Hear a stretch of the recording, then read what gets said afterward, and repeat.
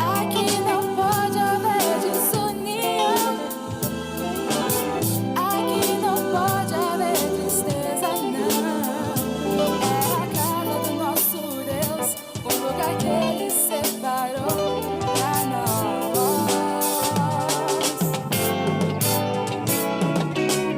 Se por acaso você estiver desanimado, pensando em parar, ao seu lado o Senhor quer te cobrir com seu amor. Aproveite porque hoje é sua chance de louvar. Hoje eu só quero louvar. Hoje eu só vou louvar. Hoje eu só quero louvar. Hoje eu só vou louvar. Aqui não pode haver desunião. Aqui não pode haver tristeza, não. É a casa do nosso Deus, o lugar que Ele separou pra nós.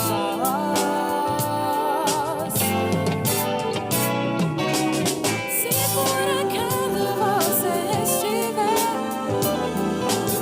desanimado, pensando em parar, ao seu lado o Senhor quer te cobrir com seu amor. Aproveite porque hoje é sua chance de louvar. Hoje eu só quero louvar. Hoje eu só vou louvar. Hoje eu só quero louvar. Hoje eu só vou louvar. Hoje eu só quero louvar. Hoje eu só vou louvar. Hoje eu só quero louvar. Hoje eu só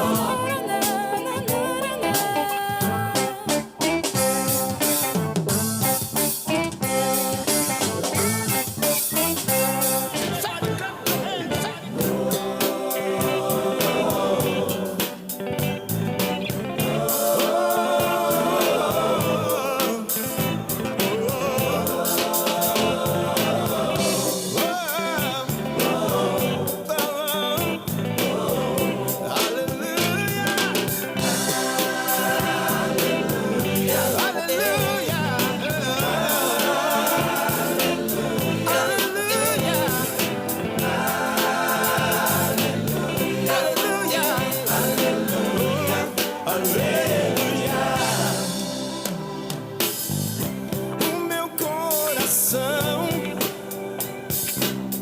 salta de alegria ao imaginar anjos cantando no céu. Ansioso fico quando penso como será. Tão feliz a minha vida, oh, quando no céu chegar. Ei! Aleluia, oh, aleluia, aleluia, aleluia.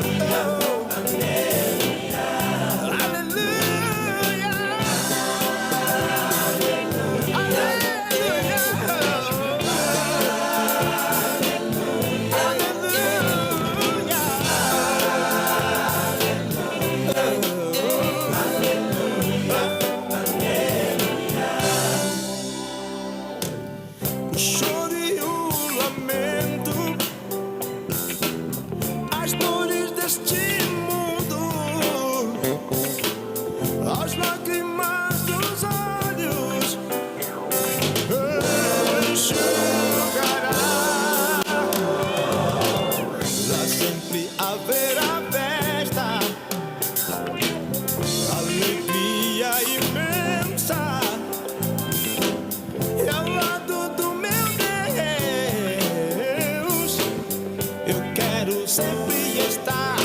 Ei!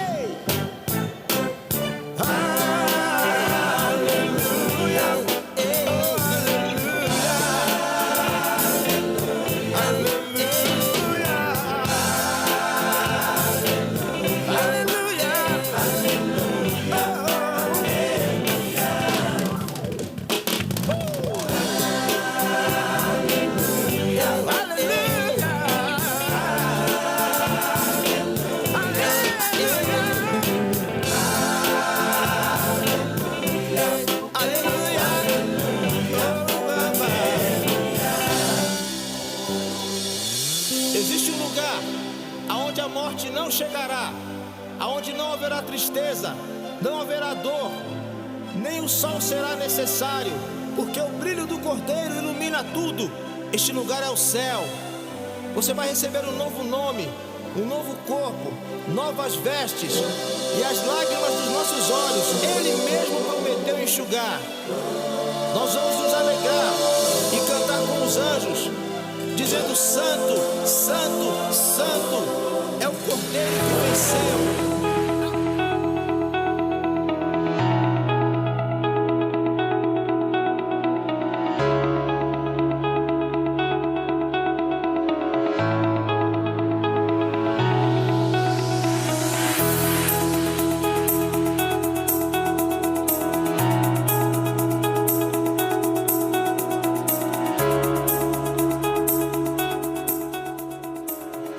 Muito bom dia, São Paulo, muito bom dia, Brasil, muito bom dia para você conectado além das fronteiras no programa nosso de cada dia, o Manhã Manda Aqui. Muito bom dia, pastor Ricardo Andrade. Bom dia, Wander, muito bom dia, amigos que estão conosco na internet, que Deus abençoe a vida de cada um. Prazer estar aqui de novo. A alegria é nossa, lembrando para vocês que sempre às terças-feiras nós temos a nossa conversa aqui, o bate-papo que fazemos sobre liderança frutífera. Já quero incentivar a você, através das redes sociais, e você também que está na NET Fé TV, aproveitar para você divulgar isso na sua rede. Compartilhe, deixe o seu like, marque pessoas que você deseja abençoar com essa instrução e ferramenta que recebemos às terças-feiras aqui, com a instrumentalidade do pastor Ricardo Andrade, abençoando e nos ensinando muito. Todos nós temos o nosso raio de influência, de liderança. E quando nós colocamos em prática aquilo que aprendemos, nós podemos ter mais excelência no dia a dia. O senhor dormiu bem, pastor? Dormi bem essa noite. Você falando sobre raio de influência, né? Eu pensei que hoje essa questão virou até uma profissão, né? Outro dia eu vi uma moça saindo, um rapaz entrevistando pessoas na rua, e saiu uma moça com um baita de um carrão, e o rapaz chegou para ela e perguntou assim: qual que é a sua profissão? O que você faz? Ela falou: eu sou digital influencer. Eu falei: caramba, como a influência virou um negócio agora. É verdade. Né? Quanto mais você influencia a liderança, é isso, né? Você influenciar pessoas. Então você pode fazer uma grande diferença na vida de pessoas se você for um líder no estilo de Jesus. Amém. Então, olha aí, você vai aprender. Aproveite, então, abençoe outras pessoas, marque pessoas que você deseja e compartilhe nas suas redes sociais, porque eu tenho certeza absoluta que muita gente boa vai ser abençoada. Agora na capital paulista são 10 horas e 7 minutos. Hoje é dia 12 de abril. Nós estamos aqui na Casa de Oração para Todos os Povos. Especificamente estamos na Capela Irma Estevanato. E hoje nós temos a presença da Vívia Guimarães, tomando conta do presbítero Paulo Guimarães. E a Helena também está aqui. Oi, Heleninha, tudo bem? Viu? Que bênção. Na técnica, o presbítero Paulo Guimarães e a nossa diretora Ângela Voltier. Dia 12 nós temos aniversariantes aqui na nossa igreja local e nós queremos orar com vocês, aniversariantes, também na nossa regional, e desejamos parabenizar a todos os aniversariantes que estão nas nossas redes sociais, seja no Facebook, Instagram, YouTube ou na NET Fé TV, que está fazendo aniversário no dia de hoje. Recebam os abraços da Igreja Brasil para Cristo aqui do Manda Aqui, dos nossos pastores Sênior Joel e Leonor Estevanato e da nossa equipe aqui da Manhã Manda Aqui. Pastor Ricardo, por favor, hoje a honra é sua. Vamos lá, os irmãos de Vila Formosa, que Deus abençoe vocês. É o Josézito dos Santos de Jesus, que Deus te abençoe, José. O Luíde da Silva Alberti também, que Deus abençoe, também da Vila Formosa. Os nossos irmãos aqui do Manda Aqui, né? O seu Elzio Alves, que Deus abençoe a sua vida. O Lucas Iago de Jesus Teixeira, que Deus te abençoe também, meu querido. Fernando Aguiar Dias Filho, Fernandão, que Deus te abençoe a cada dia mais. A Jéssica Faria, esposa do nosso amigo Cassiano, que Deus abençoe a sua vida também, Jéssica. O Mário Tiritã, se eu não me engano é o pai do Irã, né?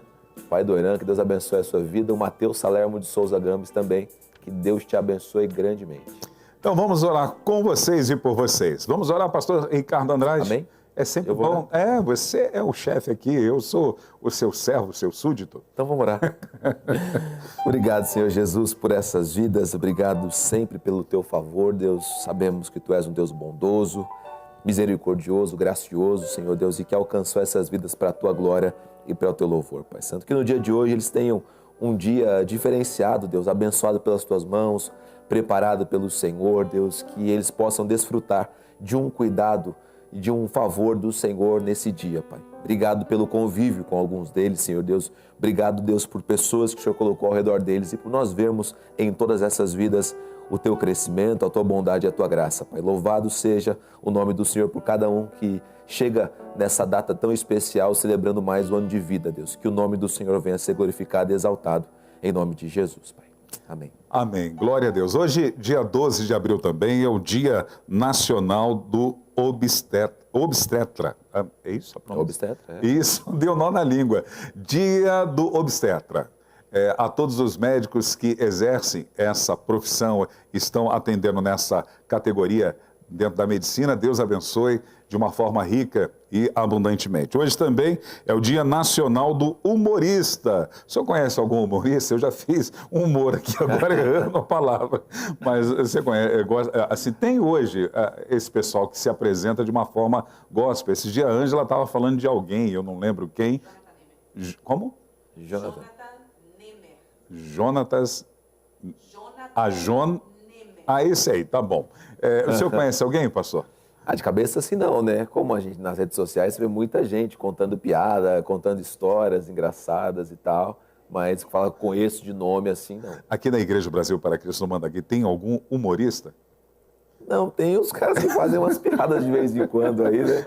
Agora, humorista assim mesmo não tem, mas é um pessoal engraçado, que é igual, né? É o quê? Lucas Prado, é verdade. Hoje também é o dia do serviço da Intendência do Exército Brasileiro. A todos os militares, Deus abençoe. Hoje é um dia mundial, na verdade. É um dia mundial. Está em cima lá hoje no mundo militar. No mundo militar. Mundo militar. No mundo militar. Então, Deus abençoe. É o Exército Brasileiro. Exatamente. Caramba, é no Brasil só. Hoje está feio o negócio pro meu lado, hein? Comecei. A culpa é da Vívia. A Vívia está me deixando nervoso. Vamos lá, hoje dia 12 de abril também é o aniversário de fundação da cidade de Porto Calvo, que fica na Zona da Mata, lá no estado das Alagoas.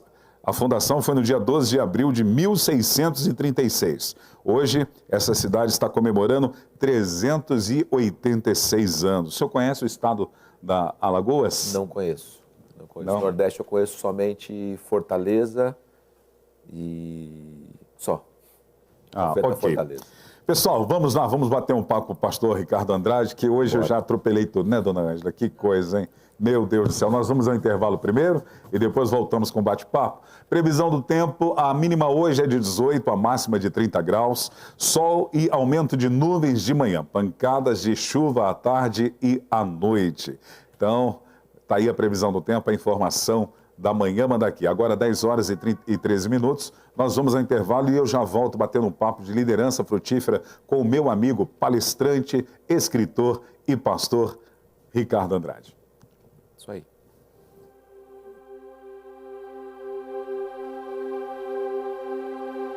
Existe um povo que clama a ti.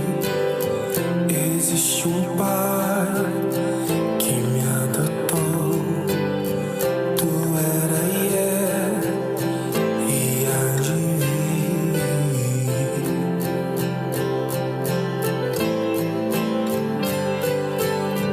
Há uma luz que não se apaga. Há um só corpo, um só batismo, um só Espírito, há um só Deus. coração que diz: eis-me aqui, faça o que quiser de mim. Eis-me aqui, faça o que quiser de mim. Eis-me aqui, faça o que quiser de mim, Jesus. Eis-me aqui, faça o que quiser de mim. Eis-me aqui, faça o que quiser de mim. Eis-me aqui, faça o que quiser de mim, Jesus.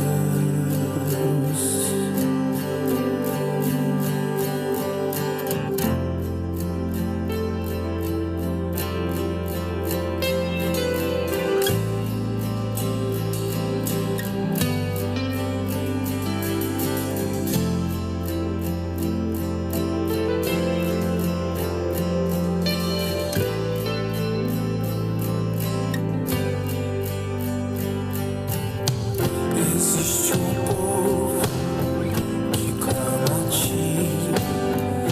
Existe um pai que me adotou. Tu era e há de vir.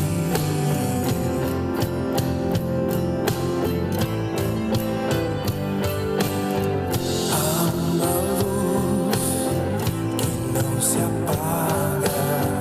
Há um só corpo, um só batismo, um só Espírito, há um só Deus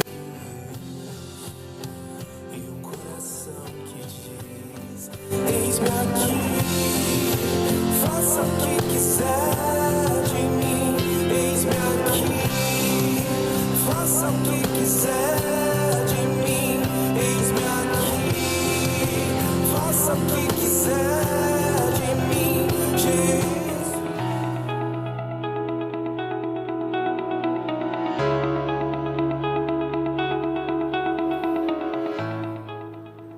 Agora na capital paulista são 10 horas e 16 minutos. Você está no programa Nosso de Cada Dia, o Manhã Manda Aqui. Hoje, liderança frutífera com o pastor Ricardo Andrade. Para você que está se conectando pela primeira vez e vai participar pela primeira vez dessa programação dentro desse assunto, liderança frutífera, eu quero te apresentar o pastor Ricardo Andrade. Ele nasceu em São Paulo em novembro de 1982. Eu já tinha 12 anos de idade. Hoje, casado com a Daniela, é pai de 4 filhos, o Gabriel, Lucas, João Pedro e Maria Flor. Formado em administração de empresas pela Universidade Santa Ana, teologia pelo IBBC e aconselhamento pastoral pela Faculdade Batista do Paraná. Ele atua como pastor auxiliar na nossa igreja local aqui, o Brasil para Cristo no Mandaqui, e é um homem de Deus que nós aprendemos muito com ele. Ele também é escritor, ele lançou esse livro e nós estamos conversando sobre este livro, sobre cada capítulo que traz ferramentas para colocarmos na nossa vida, no dia a dia, e desfrutarmos de uma liderança com excelência. Nós já falamos e já conversamos aqui em programas anteriores, e você pode ter acesso através dos nossos arquivos, tanto no YouTube como no Facebook. Nós já falamos sobre a autorresponsabilidade, a importância da observação, vencendo a pirâmide do fracasso, a autogestão, metas, tomada de decisão e foco, liderança cristã e os pontos principais. E na semana passada nós começamos a falar de tipos de liderança e vamos falar mais um pouquinho sobre este assunto, sobre os tipos de liderança. Na semana passada nós vimos que os tipos de liderança são o autoritário ou democrático, ditador, possessivo, impositor, egocêntrico, consciente, facilitador, altruísta e o receptivo.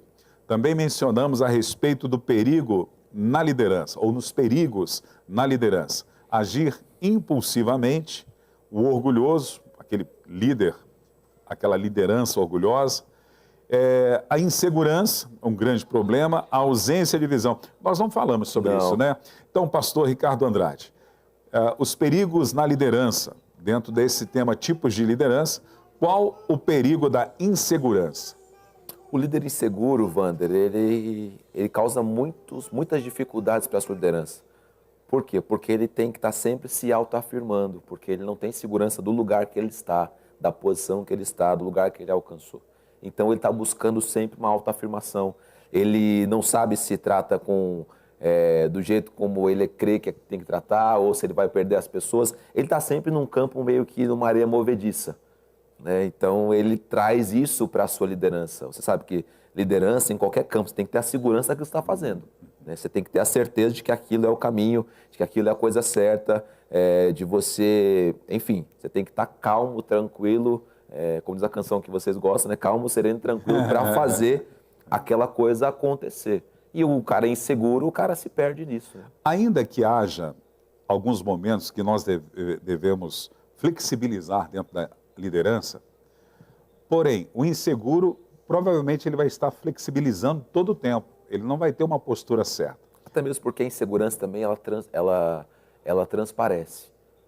Quando eu já vivi situações onde eu estive inseguro de fazer coisas, e todas as pessoas que estavam ao meu lado, estavam junto comigo e tal, elas percebem que você está inseguro. E aí elas também ficam inseguras. Junto com a insegurança, porque vem o medo, junto com a insegurança vem uma série de outras emoções, outros sentimentos que prejudicam na hora. O líder que está inseguro na hora de fazer algo, quem está ao redor percebe isso fácil. Que a pessoa não está com segurança para fazer aquilo. E aí vai acarretando um monte de problema. Um deles é esse, né? Um deles é esse. Tem hora que, pela segurança que você tem na sua posição, você não tem que abrir, você não pode abrir espaço para outras situações, outras opiniões, não. Você tem que estar seguro daquilo, não é isso aqui e acabou. Até dentro de uma questão de uma correção, ter esta segurança para corrigir algumas deficiências dos seus liderados. Ele tem que ser seguro nisso. Com certeza. Porque se ele for inseguro, ele vai fazer o quê? Talvez uma vista grossa, não vai tratar de uma situação e essa situação pode gerar, tanto na sua liderança e na vida de outro e de outros, vários tipos de problemas. Eu acredito que ele tem que estar seguro do que ele está fazendo e como ele está fazendo. Porque a gente ouve muito falar sobre isso, né? Principalmente nesse campo da correção, nesse campo do confronto com as pessoas, né? Você tem que fazer isso, mas o líder tem que estar seguro. Por isso que eu digo, às vezes o líder sabe que não é o momento dele fazer aquilo. E alguém diz, olha, tal pessoa, olha aquela situação. Você tem que estar na sua segurança, né, seguro dentro de você, que você sabe o momento certo em que você vai ter que agir. Porque senão alguém fala, olha, tem que tratar aquela situação da Ângela Valtieri e tal. E você fica naquela pilha do que a pessoa está falando e você vai tentar resolver uma situação que não é o momento. Você sabe dentro de você, pelo Espírito de Deus, que não é o momento. Agora, se você é inseguro, a pessoa comentou alguma coisa, você já vai querer resolver. Aí resolve antes, ou resolve depois, ou resolve na hora errada, do jeito errado e tal. Então tem que estar sempre com segurança. O senhor acredita que Saul é um exemplo de um líder inseguro? Quando o povo está começando a deixá-lo e ele fica preocupado e ele vai sacrificar antes do tempo determinado por Samuel? O que ele faz, né, com o povo. a ação dele é reflexo de várias coisas e também da insegurança. É falta de confiança em Deus, é falta de uma série de coisas que, se a gente parar e olhar o texto, você vai encontrando. É falta de buscar Deus. Ele mesmo diz isso. Ele mesmo diz isso no texto. Eu não consultei o Senhor e por isso fiz tal coisa. Então, a insegurança? Com certeza. Porque se ele está seguro das coisas que tem que acontecer e que vão acontecer, de que o mesmo Samuel que colocou ele ali, ele vai chegar em algum momento e ele vai acalmar o povo. Claro, poderia acontecer uma pequena rebelião, uma pequena dispersão? Poderia, mas Samuel acalmaria o povo. A chegada dele ali, né? Mesmo que atrasado, acalmaria. E ele vai tomar um caminho. Pessoas inseguras fazem coisas erradas nas horas erradas. Porque se ele tivesse seguro mesmo, não, independente do que acontecer, eu vou esperar. Segurança, firmeza, né? Isso ajuda muito.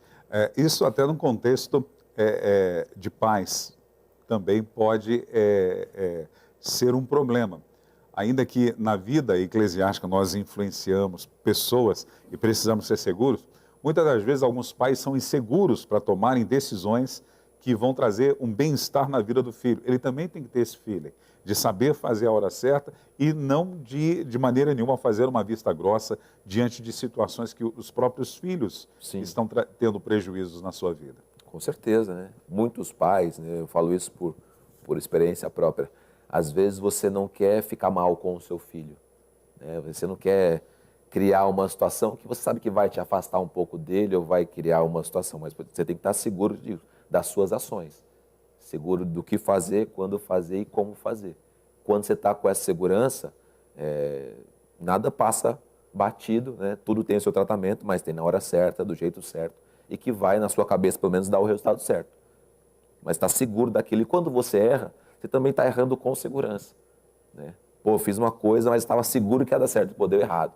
Tem a vontade de Deus, tem uma série de fatores que determinam se vai ser sucesso ou insucesso. Mas a insegurança na vida do líder é um baita problema. Isso que eu iria perguntar para o senhor também. Como líder, em todos os aspectos, no segmento secular, o empresário, um supervisor, o pastor que lidera de uma forma eclesiástica, os pais, quando vai tomar uma decisão, essa decisão pode levá-lo além, é uma coisa de risco, uma compra de um imóvel, Sim. fechar um negócio, às vezes você está naquela, puxa, fecha ou não fecha, compra ou não compra, como o líder pode ter exatamente a paz no coração para tomar uma decisão segura, que aquilo vai ser bem sucedido?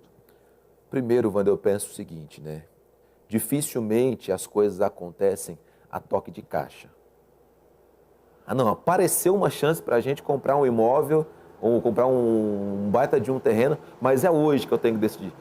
Pode acontecer? Claro que pode acontecer, tudo pode acontecer, mas dificilmente acontece, creio que dessa maneira, né? Você já está almejando, já está planejando, você já está no seu coração alguma coisa fervilhando, enfim, já tem um processo. E aí você vai para Tiago 1,5, né? Ou aquele que precisa de alguma coisa vai pedir para quem pode dar sabedoria, direção. Então, assim, se você já está nesse processo de ver alguma coisa que talvez possa acontecer, ou que está no seu coração, ou que é fruto de um planejamento seu, ou que você tem que buscar Deus, para que na hora que você tiver que decidir, você está seguro de que aquilo é a direção de Deus, é a orientação de Deus, você está em paz para fazer aquilo, né? A Bíblia diz que a paz é o nosso moderador, né? Ela é a nossa bússola. Então, é o árbitro. Ela é o árbitro, então você tem que estar em paz. Como é que eu estou em paz? Se eu estou falando com Deus, Deus está me respondendo, pô, é isso aí mesmo. Ó, essa hora vai chegar. Pô, antes de você assinar um contrato, você tem que estar em paz com Deus. Você tem que estar tranquilo. Eu já contei outro dia no culto, eu já cometi esse erro de colocar o carro na frente dos bois. E você não está em paz. E aí qualquer situação externa que acontece, vai para dentro do seu coração. Como uma flecha, dizendo, olha, eu não te avisei, eu não te falei, você não buscou a Deus e tal. Aí fica um monte de inquietação. Aí a decisão é tomada errada. Às vezes vem prejuízo, às vezes Deus tem misericórdia e te livra daquilo. Mas como é que eu faço para chegar? Antes de chegar nesse momento, já tem que estar com o seu coração tranquilo. Sabendo mais ou menos, é claro, para onde você vai rumar. Pedindo para que Deus te mostre. Deus mostra tudo sempre? Não. Tem casos que sim, tem casos que não. Mas a paz vai estar sempre ali. Amém. A tranquilidade para fazer vai estar sempre ali. Amém. Ninguém gosta de seguir um líder que não sabe aonde chegar. Qual o perigo na liderança da ausência de visão? Cara, é total, né? É total, né? É você ir para o deserto sem saber para onde que você vai, né? Qual caminho você tem que tomar, para onde que está a água, onde é que estão os oásis, onde é que está a cidade que você quer encontrar. Você, como aqueles programas que eles fazem agora, largam as pessoas na mata aí e ela vai ter que se virar pelo sol, pela lua. Eu não sei nem se ela tem conhecimento disso, mas estar debaixo de uma liderança sem uma visão para onde você quer ir, é como você pegar um cego, largar ele na Praça da Sé e falar, encontra Sapopemba. O cara não vai conseguir. O cara vai ter muita dificuldade para chegar. O líder sem visão é exatamente isso, ele é cego. Se ele não sabe para onde ele quer ir, então ele não deveria estar nessa posição. Porque sempre quando Deus levanta uma pessoa, coloca uma pessoa, ele põe, eu creio muito nisso. Creio muito debaixo de uma linha bíblica, que Deus coloca no coração para ela um objetivo, né, aonde ela tem que chegar. Onde você quer com esse processo? O que Deus quer com você nessa posição? E aí você vai seguir por esse caminho, né? O próprio João Batista, né? Deus o levanta como alguém para preparar o caminho para a chegada do Messias, né? Para o reconhecimento público de Jesus.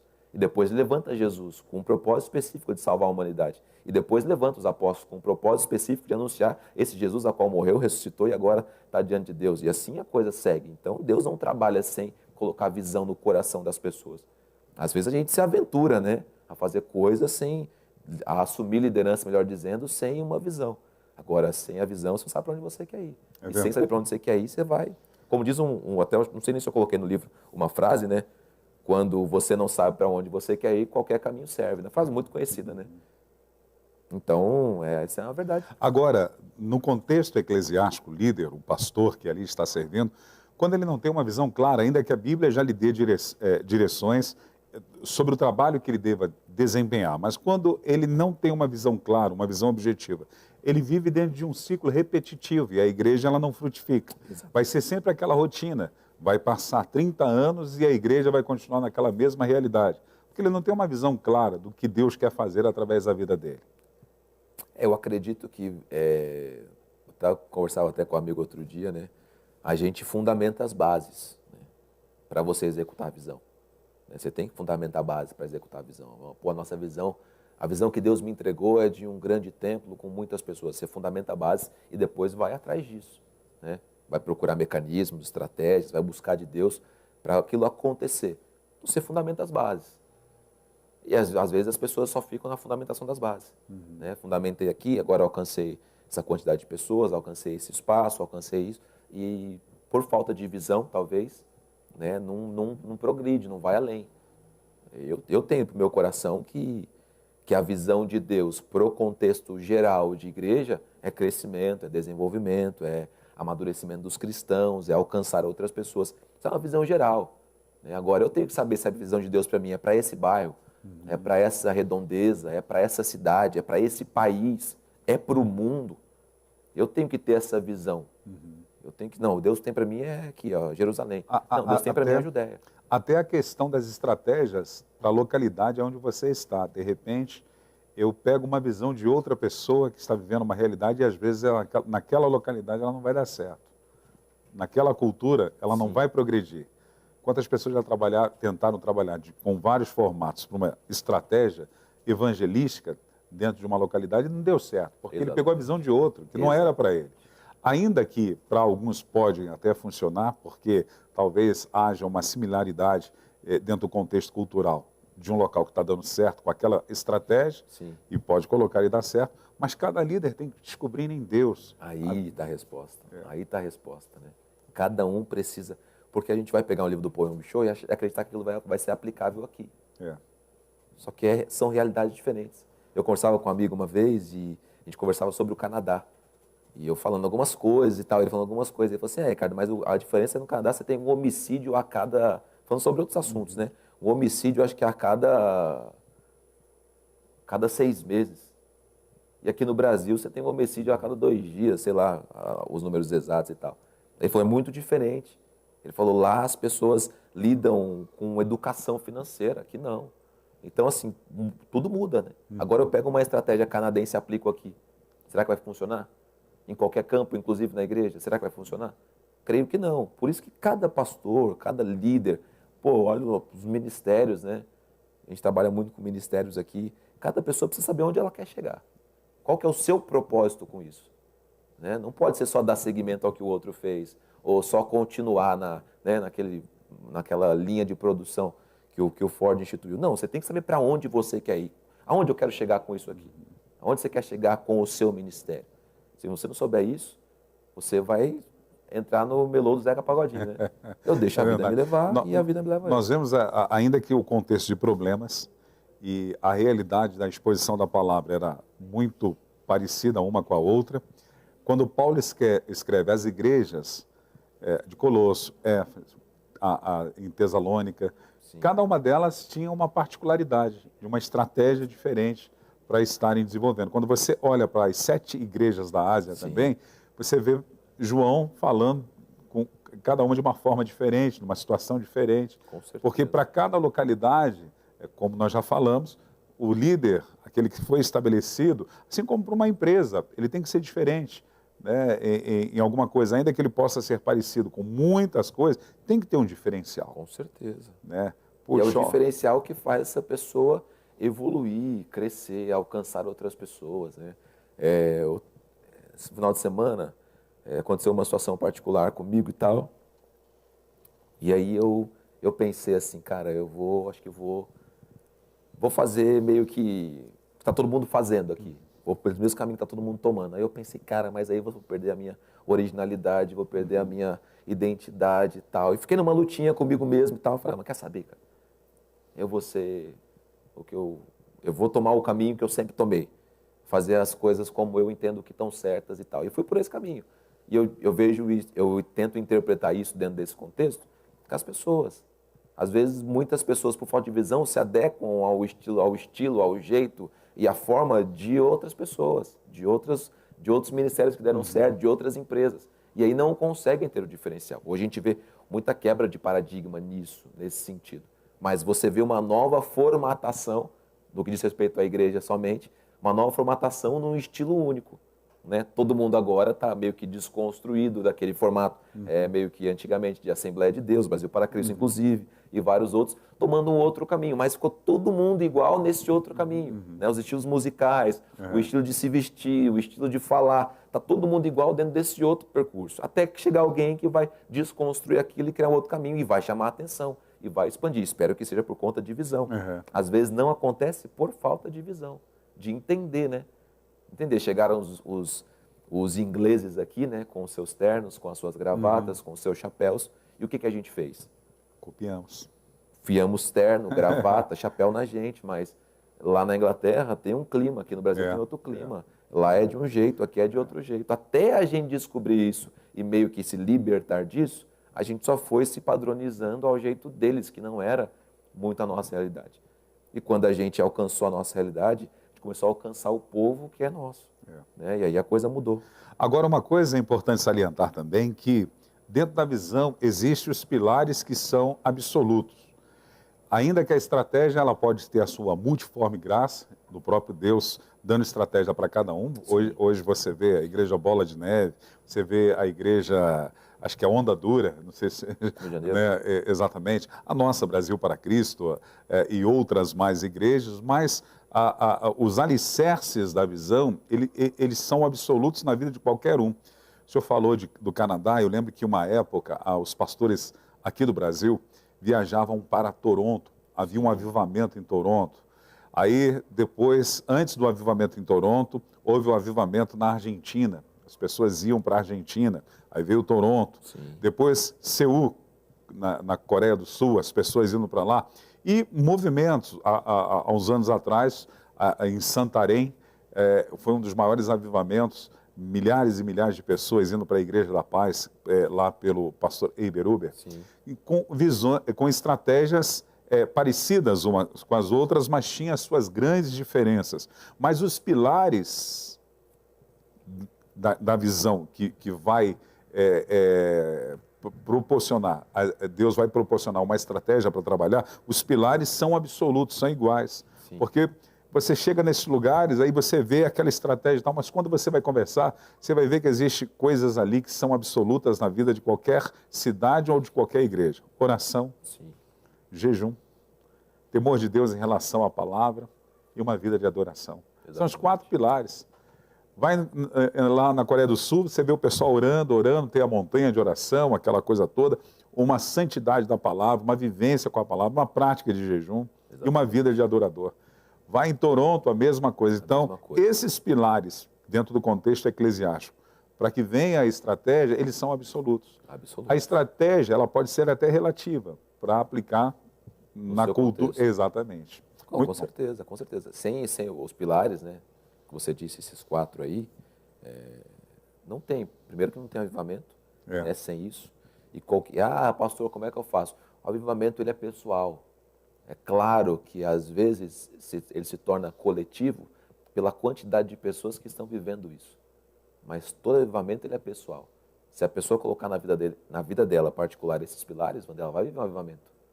Eu vejo pessoas ao meu redor que não tinham uma vida de oração, mas passaram a ter. Que não tinham uma vida de adoração, mas passaram a ter. Não tinham uma vida de jejum, mas passaram a ter. Não tinham uma firmeza na palavra, mas passaram a ter. Estão vivendo avivamento. Vivendo o que nunca viveram. Especial de Deus, coisas tremendas acontecendo ao seu redor, dentro dela, o mais importante, dentro dela. E isso acontece. Imagina se a gente colocar 300 pessoas juntas vivendo isso. Acontece um avivamento. Né? Lá no próprio Estados Unidos, né, aquele que a gente chama do grande avivamento da Rua Azusa, né?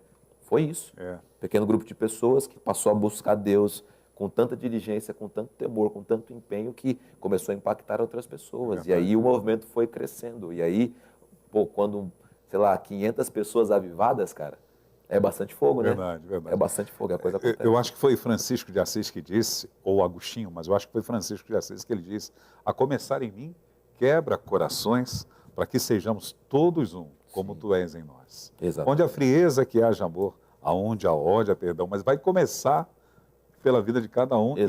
E todo grande avivamento começou por um pequeno grupo. Começou com uma pessoa, 2, 3, 4, e se tornou um pequeno grupo. E... Meu amigo, virtudes na liderança. No seu livro, Liderança Frutífera, o senhor coloca 2 coisas importantíssimas, que são o líder inclusivo e a empatia. Exatamente. O inclusivo é aquele cara que, como a palavra mesmo já diz, né? Ele tem a capacidade de colocar pessoas junto, né? Ele inclui pessoas. Não estou falando só daquele que tem uma deficiência física ou emocional ou de qualquer outro tipo. Estou falando de você ser inclusivo com o negro, com o pardo, com o índio e tal. Não, é de qualquer pessoa.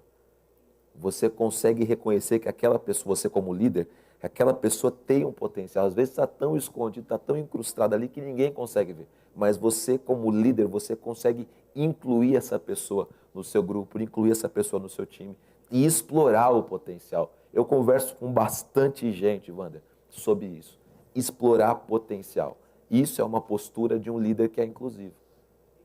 Que ele olha para alguém e fala: cara, por debaixo desse jeito aí, cara, eu sei que tem uma pérola muito preciosa. Por debaixo dessa falta de conhecimento de Deus, tá, eu sei que tem alguém ali que vai temer, que vai... E aí o cara consegue incluir as pessoas do seu grupo. Pela uma visão lógica e racional, quem diria que Pedro seria o grande líder da igreja, como foi? Exatamente, né? Exatamente. Tem exemplos clássicos da palavra de Deus, né? Pedro é um deles, né? Jesus encontrou e falou: me segue, eu vou te fazer pescadores de homens. E depois você tem um outro grande exemplo disso, o próprio apóstolo Paulo. Né? Quando Barnabé vai atrás dele, né? Ele reconheceu, naquele pouco tempo que eles passaram juntos ali, que ali tinha um baita de um potencial. Ele vai atrás e busca. E como é bonito você ver líderes fazendo isso. Porque qual que é o caminho mais fácil? Você pegar pessoas capacitadas, cara. E Deus já capacitou e gabaritou um monte de gente, os dons estão distribuídos aí por aí, Deus já deu habilidade, mas o mais bonito é você olhar para alguém e falar: cara, Deus me deu uma visão sobre aquela pessoa, eu enxerguei ali naquela pessoa, cara, que tem uma pedra ali que, pô, quando ela for lapidada, vai brilhar e vai valer, e o quilate vai ser bem alto, e você trabalha com essa pessoa, você inclui essa pessoa no seu plano, na sua visão, você inclui no seu projeto, você inclui no seu ministério, você inclui na sua vida, e aí você vai trabalhando. E a pessoa, geralmente, que está de uma forma bruta, vamos assim dizer, como um móvel, uma madeira, perdão, bruta, você pode trabalhar da forma que você entende, na direção de Deus. Quando você pega uma obra já trabalhada, que você tem que reformá-la, é muito mais difícil. Você não vai conseguir dar a tua cara naquela obra que já foi feita. Para fazer isso, talvez você vai ter que desconstruir para construir de novo. Exatamente. E quando você pega uma obra, você, inclusive, traz uma pessoa bruta como Pedro, né, como o apóstolo Paulo, ainda que o apóstolo Paulo tinha todo um contexto dentro do judaísmo, como um cara que já era influente, mas eles são trabalhados. Sim. E vão ter a cara de Jesus. Exatamente, exatamente. Com pessoas é exatamente isso, né? Você pega uma pessoa na minha idade, na sua idade, a gente já traz um monte de vício comportamental, a gente já traz um monte de coisa na bagagem, a gente traz nossa própria bagagem, nossa experiência, traz um monte de coisa. Se a gente for hoje começar alguma coisa, um trabalho com alguém, tal, até essa pessoa conseguir nos moldar, vai demorar muito tempo. Eu lembro quando eu estava aprendendo a dirigir, eu dirigia sem habilitação o carro de alguns amigos meus.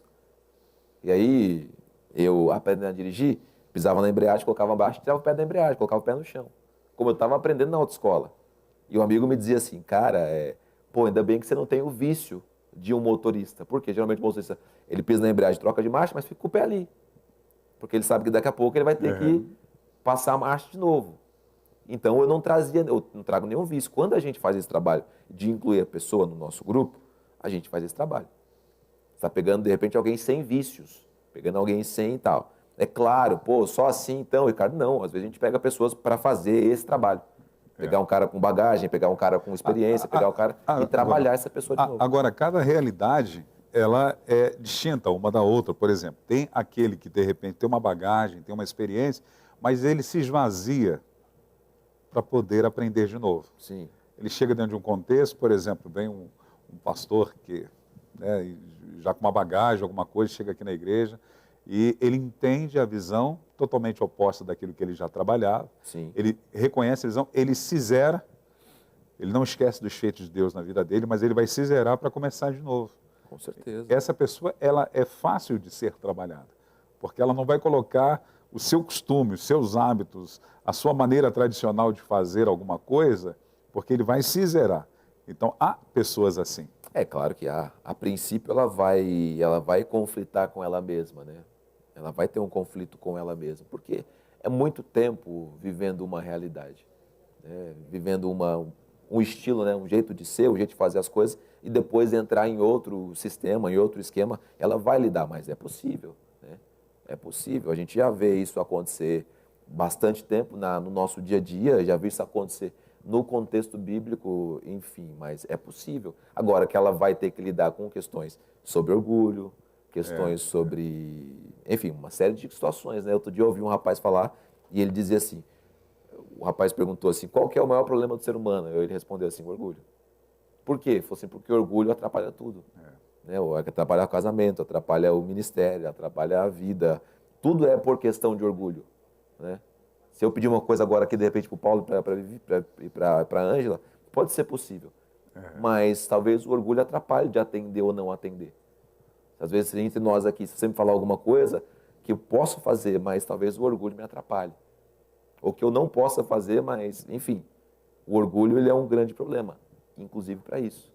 Você pegar alguém com bagagem, com gabarito, com nome, com cargo e tal, ele tem um orgulho dele já. Né? Então, se ele não souber tratar disso, trabalhar nisso, ele vai interromper todo esse processo. Amém. Pastor, já no capítulo seguinte, deixa eu seguir aqui um pouquinho. Tá bom. Já no capítulo seguinte, nós já vamos para o intervalo, o senhor vai falar, deixa eu voltar aqui, por favor. E aqui, no capítulo 11 do seu livro, na página 58, o senhor vai falar de proximidade, relacionamento interpessoal. Está muito conectado à liderança inclusiva.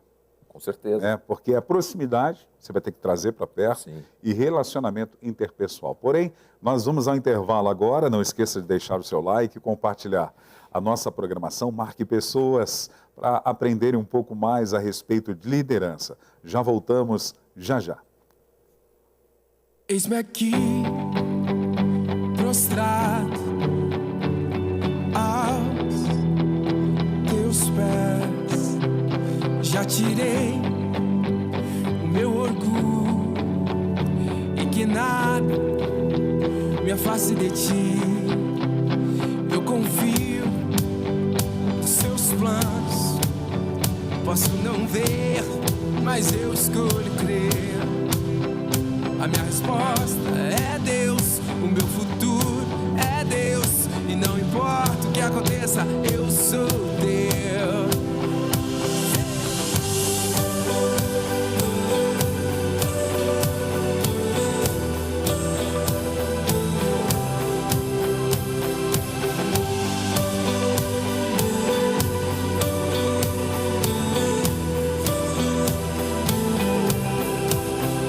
Eis-me aqui, prostrado aos teus pés.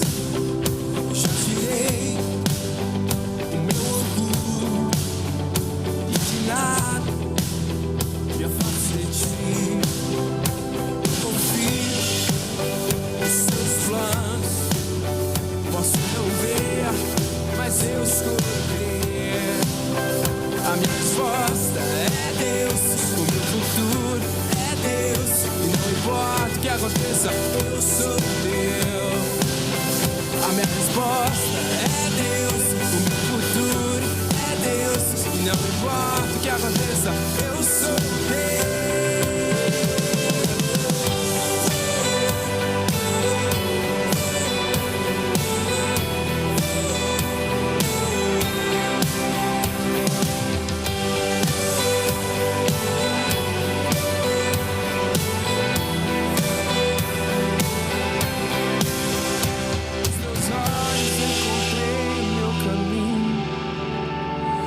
teus braços descobri o que devo ser. E o meu coração é teu, os meus sonhos são teus, e pra sempre eu sou de Deus. Nos teus olhos encontrei o meu caminho, nos teus braços descobri o que devo ser. E o meu coração é teu, os meus sonhos são teus, e pra sempre eu sou de Deus. Nos teus olhos encontrei o meu caminho, nos teus braços descobri o que devo ser. E o meu coração é teu, os meus sonhos são teus, e pra sempre eu sou de Deus. E o meu coração é teu.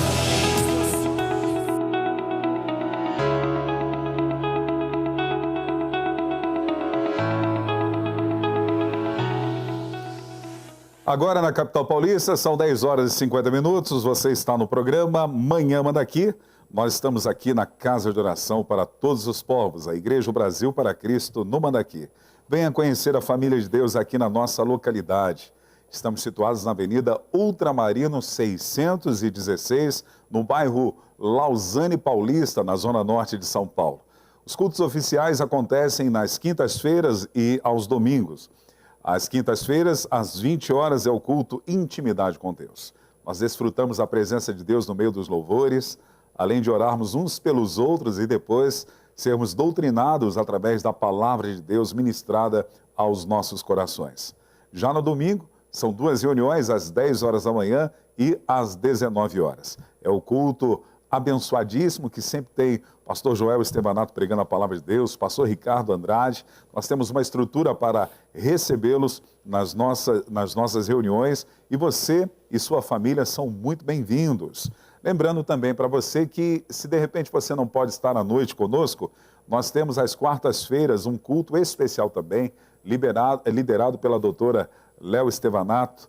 Olha, uma palavra de Deus voltada ao seu coração, é o culto da tarde da família, às 15 horas. Também, toda a nossa programação, para você que, por motivo de força maior ou estar além das fronteiras, nossos cultos são transmitidos através da Mandaqui Online e da NET Fé TV.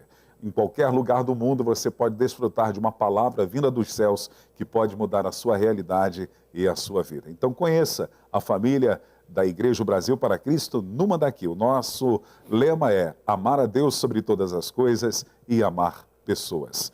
Pastor Ricardo Andrade, o estilo de liderança de Jesus é um modelo a ser seguido. Com certeza. É uma liderança que dá certo. Com certeza. E se aplicá-la em qualquer aspecto da vida, em qualquer lugar, ela vai frutificar. A liderança mais frutífera que teve até hoje, toda a história da humanidade foi de Jesus. A ponto de ter dividido a história. A ponto de... A sua vida dividiu a história, né? A sua liderança, ela impactou a história, né?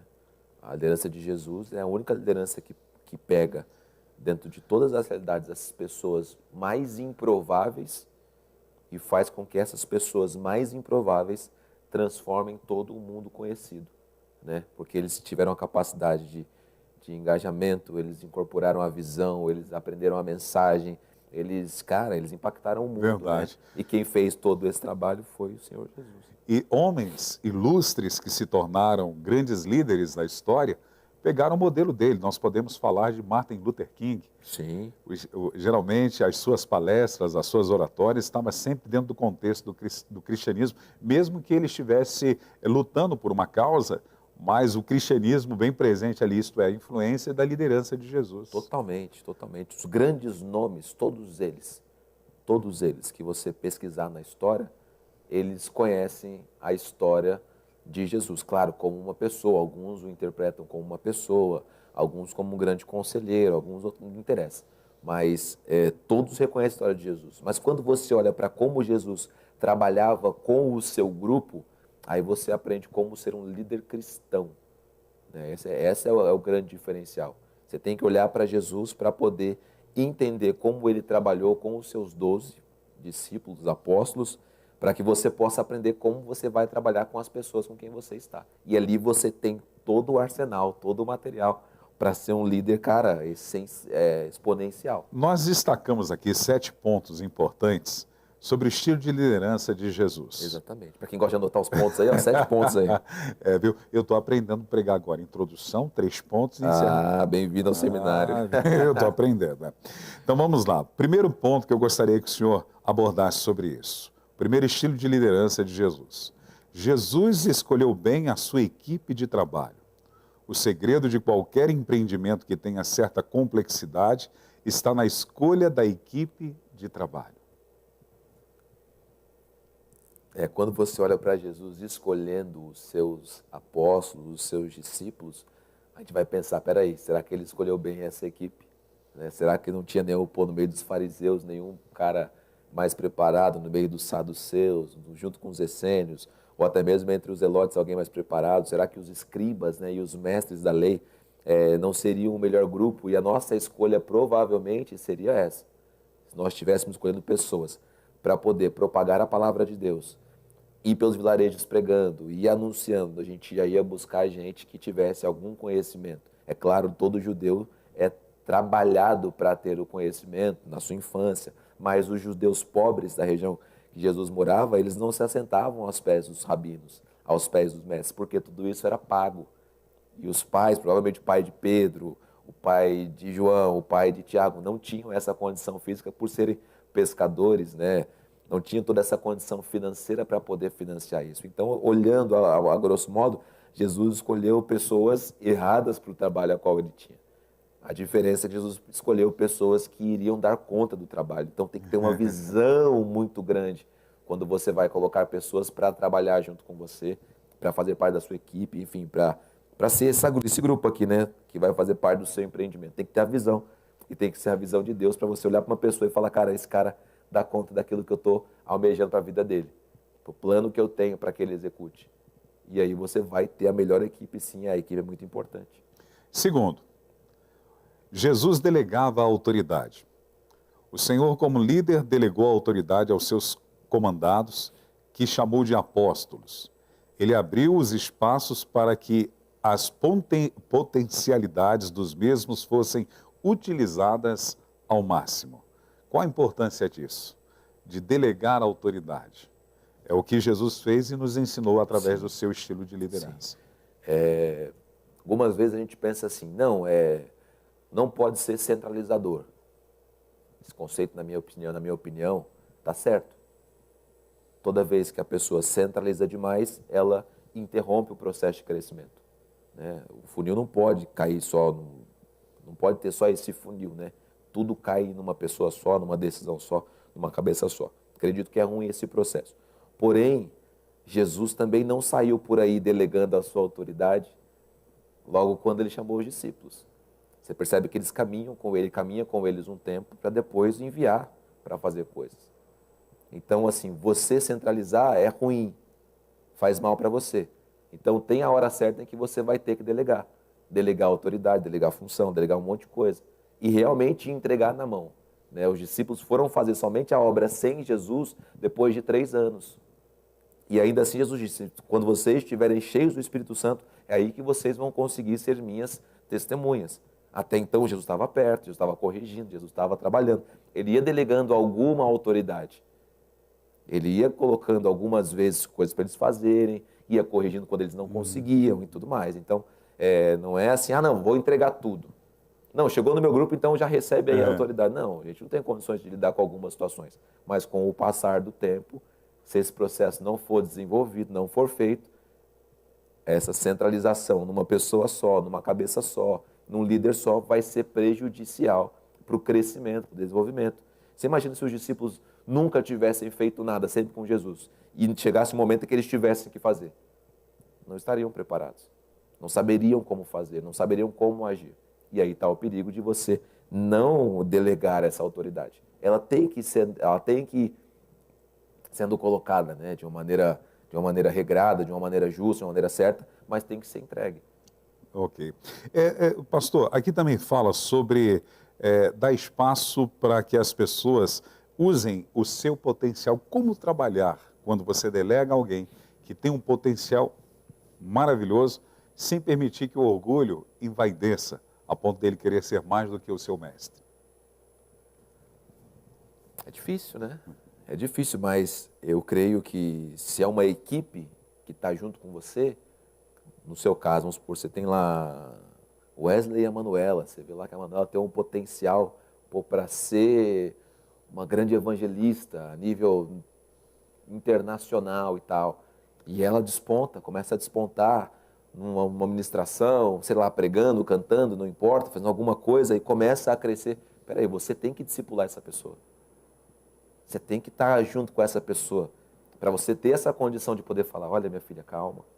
Olha minha filha, vai até aqui. Olha minha filha, isso aqui vai te fazer bem. Quando você viu que a soberba, de repente, né, o elogio, o afã, os convites, começaram a tomar o coração dela, você fala, ei, calma, não é bem por aí. Olha o seu coração como é que está. Olha, você vai analisando a pessoa e você vai discipulando ela. Você vai discipulando. Se Pedro e João não tivessem sido discipulados por Jesus na humildade, no reconhecimento de quem é o poder, quando eles curaram aquele rapaz na frente da Porta Formosa ali, será que não teria subido para a cabeça dele algumas coisas? Quando eles chegaram numa cidade, se eu não me engano, não me lembro da cidade agora, mas quando eles chegam na cidade, eles são confundidos com Hermes e Zeus, será que também não subiria para a cabeça deles aquilo? Ah não, isso é Paulo e Silas, né? É, Paulo, sim. Será que Paulo e Silas também não teria subido para a cabeça deles, né? Serem comparados aos deuses pelos milagres que estavam fazendo? Mas todas essas pessoas foram discipuladas por alguém que esteve perto. O coração de Pedro deveria ser muito bem trabalhado para isso, porque é um momento na vida dele que o ministério dele latente, as pessoas colocavam pessoas nas ruas para que quando ele passasse, a sombra do cara... Que isso, que isso. Mas a sombra do cara passou, curou. Só de pensar dá medo. Exatamente. No caso de Paulo, as pessoas levavam os aventais, né, e aconteciam os fenômenos de milagres. Coração muito bem tratado. Muito bem tratado. Por quê? É um coração discipulado por Jesus. Aí você fala, pô, Ricardo, Jesus não está mais entre nós, mas toda pessoa precisa ser discipulada por alguém. E não tem essa, eu sou discipulado por Jesus. Não tem esse fato mais acontecendo. Porque acabou esse tempo. Todos nós buscamos a Jesus, falamos com Jesus, dependemos de Jesus. Mas o discipulado ele entregou para pessoas. Nenhum discípulo de João dizia assim, eu sou discipulado por Jesus. Não, ele dizia, eu sou discipulado por João. Por quê? Porque nos 12 acabou, na verdade, o processo de discipulado de Jesus com pessoas. E aí passou um discipulado de pessoas para pessoas.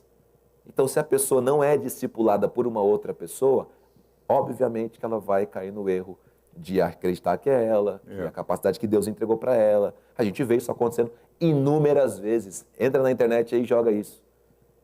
Você vai ver um pastor falando de si mesmo num tom ou numa prerrogativa que não é dele. Você vai ver alguém rodeado de repente, de pessoas ou de situações que não dizem respeito somente a ele, mas por falta de discipulado, as pessoas vão tomando esse caminho. A gente vê exemplos internacionais disso. Né? Um pastor, outro dia eu vi um pastor nos Estados Unidos sendo carregado numa cadeira, como se fosse a cadeira de Moisés, e pessoas o carregando nos ombros. Você vê um pastor que só entra por um espaço blindado, você vê que é um pastor... Cara, você percebeu que essas pessoas, com toda a humildade que eu falo, todo o respeito, de repente quem sou eu perto dessas pessoas, mas que elas não são discipuladas. Porque quando você é discipulado, as pessoas falam, calma aí, amigão, não é bem por aí. Por mais que você tenha dons, por mais que você tenha capacidades, por mais que Deus te use assim poderosamente, tem que ter alguém para te falar, calma, amigo, não é bem por aí. Porque é óbvio, quanto mais você faz, mais você pensa que é você quem está fazendo. É eu que estou executando, põe a mão aqui, Deus honra, põe ali, peraí, tem alguma coisa comigo. Tem alguma coisa que... Então, você tem que ter o discipulado. Aí você não vai cair nesse erro. Aí você vai explorar o seu potencial ao máximo, como os apóstolos fizeram. E mantiveram sempre o centro. Verdade. Né? Mantiveram sempre o equilíbrio de saber que eram usados poderosamente nas mãos de Deus, mas que não eram deuses, né? O apóstolo Paulo, ele até menciona, se existisse alguém que pudesse envaidecer por títulos, por qualquer coisa, seria ele. Mas ele considera tudo que ele tem, tudo que ele possuiu como esterco. Sim, sim. Aí tem um momento que ele vai fazer, falar dele mesmo, ele diz, miserável de homem que sou. Coração... E não era fala retórica, não. Não. Não era aquele negócio de falar, não, eu sou humilde pra caramba, mas, cara, a gente vê absurdos acontecendo. Né? Absurdo. Eu lembro um dia que eu estava sentado aqui nesse mesmo espaço que a gente está, só que numa outra formatação que era antes aqui, E estava sentado aqui e chegou um irmão aqui da igreja, da nossa comunidade mesmo, assim, tal. Sentou do meu lado, a gente começou a conversar e tal, bater papo, só que eu não conhecia muito bem. Não era um irmão que estava vindo há muito tempo, era um irmão que chegou, acho que uns 3 domingos e tal, e me viu, né, já me viu na igreja, me viu no púlpito, me viu pregando e tal. Sentou, a gente começou a conversar e tal. Falou alguma coisa, meus filhos, hoje estão mais velhos, eram menores e tal, estavam brincando aqui dentro, estavam olhando. E depois ele falou assim, cara, como a gente tem acesso fácil aqui aos pastores e tal, na hora eu até pensei assim, mano, é claro que você tem acesso, porque isso é normal, né? E aí ele trouxe uma outra realidade. Ele falou, pô, venho de um outro lugar que para você ter acesso, pô, é uma burocracia, tal.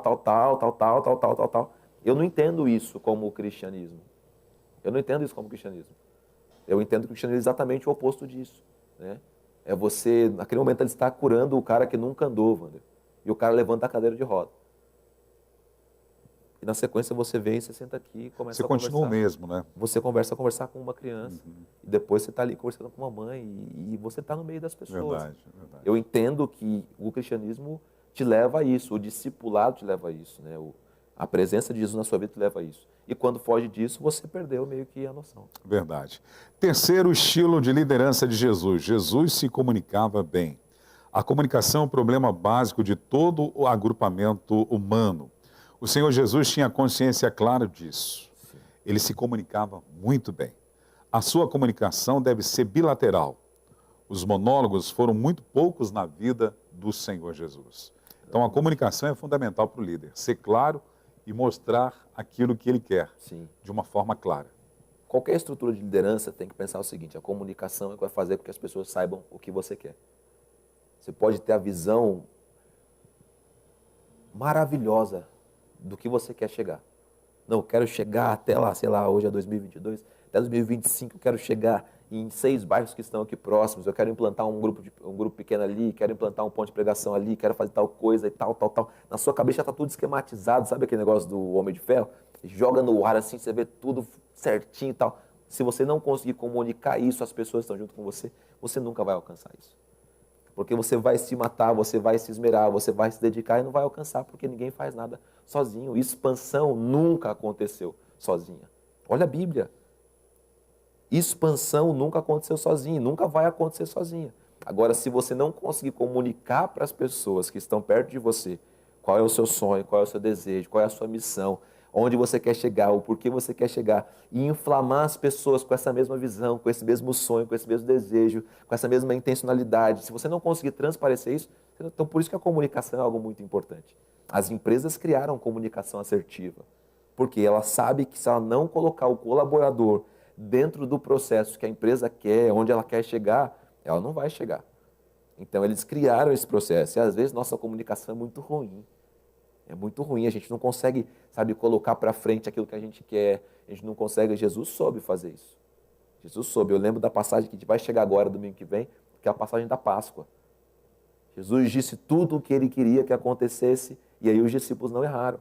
Vocês vão até tal lugar, conversar com tal pessoa, perguntar onde é o lugar, e tal, e tudo aconteceu, porque ele se comunicava bem. Antes dele ir ao assunto aos céus, ele disse tudo o que ele precisava que acontecesse. Vocês não saiam daqui, vocês fiquem em Jerusalém, até que do alto seja vestido de poder, e aí vocês vão poder fazer a coisa acontecer. E todas as vezes que Jesus queria que alguma coisa acontecesse, ele deixava essa comunicação clara e explícita. Quando ele vai enviar aqueles 72 homens, ele diz tudo o que tem que acontecer. Não levem segunda túnica, não levem o outro. Ele dá toda a trilha. E a gente, às vezes, fica ocultando coisas, sabe? Guardando coisas no coração. Ah, não, isso aqui eu vou pegar. Cara, isso é comunicação desastrosa. Você tem que explanar tudo para que as pessoas saibam para onde ir, como fazer e tal. E depois disso, elas vão executar, conforme tudo o que você disse. Ah, não, vou guardar esse segredinho aqui, porque lá no final, cara, isso pode ser a derrota do seu projeto. É verdade. A derrota do seu processo. Agora, quando você explana tudo, cara, fica tudo mais fácil. Quando eu sair de casa e os meus filhos estão lá, e eu vou ficar fora, minha esposa vai ficar fora, a gente vai se ausentar, a gente fala, tudo tem que fazer. Olha, você tem que fazer isso, você tem que fazer aquilo, você tem que fazer aquilo outro, tá? Ó, melhor você anotar, que é muita coisa, você vai esquecer. Mas você deixou todo o plano. Ah, não fez. Eu vou corrigir. E da outra vez eu vou explicar tudo. Na liderança é a mesma coisa, né? Qual que é o nosso projeto aqui? O que a gente tem que fazer aqui? Aqui a gente tem que pregar para aquela família ali, a gente tem que dar uma cesta básica ali, então você tem que estar tudo dentro da sua comunicação. Então a comunicação é algo muito, muito, muito importante. Muito bom. O quarto estilo de liderança de Jesus, Jesus dava ênfase ao trabalho, à produção e à meta. É mais ou menos dentro disso que o senhor está falando. Jesus não somente exigia o trabalho dos outros, mas também dava o exemplo. Isso está baseado em Lucas capítulo 9, versículo 62. Era um trabalho incansável. Ele diz, meu pai trabalha até agora e eu trabalho também. João capítulo 5, versículo 17. Uma comida tenho que vós não conheceis. A minha comida é fazer a vontade do meu pai e realizar a sua obra. João capítulo 4, versículo 32 e 34. Jesus era aquele que colocava a mão na obra. Exatamente. Botava a mão na massa para fazer. Ele exigia, mas ele dava o exemplo de fazer. Com certeza. O ministério de Jesus sabe bem disso, Wander. E os irmãos também conhecem isso. Ele é revelado quando ele tem 30 anos. Né? A partir daí começa o ministério de Jesus. E se encerra com 33 anos. Então, em 3 anos, Jesus executa tudo que ele tem para executar. Você acha que é um tempo, digamos assim, hábil para fazer tudo o que ele fez? Não. Humanamente falando, não. Exatamente. O apóstolo Paulo, ele passa por uma cidade, eu posso estar errado nessa minha estatística, posso estar errado, mas ele não fica mais do que 3 anos em uma cidade. Se você lembrar de cabeça, você me fala, se antes pesquisar no Google ali, tiver alguma cidade que ele ficou mais de 3 anos, você pode me alertar para eu poder até aprender. Porque pelas minhas memórias, lembranças e leituras da Bíblia, ele não fica mais do que 3 anos em uma cidade. Ele sempre deixa ali uma igreja implantada, deixa um presbítero, deixa alguém conduzindo aquele rebanho, aquela igreja. Então, assim, quando você dá ênfase ao trabalho, quando você fala assim, não, eu sei o que eu tenho que fazer e o tempo que eu tenho é esse aqui. Jesus sabia que não era muito tempo. Então, ele focou no quê?